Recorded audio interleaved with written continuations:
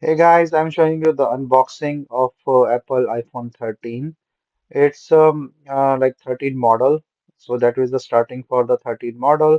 So I'm just showing you this unboxing. So as the nice like the same Apple packing for the iPhones.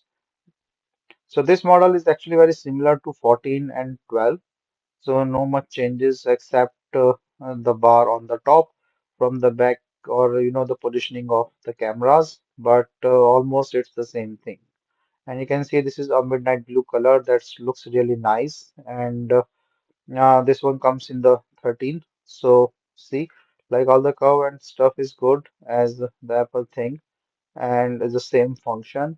This have the USB-C to lightning cable. So this is the lightning cable thing, and then some literature for use. So this one is the same like USB-C to lightning cable thing that is used for the Apple phones. And after that 14 or from the 14 they comes with the USB-C. So this is the old model and but really nice and working good with the same vibrant color and the screen with the touch and the same function. With the update, it will come up with a small thing. Overall, a nice phone.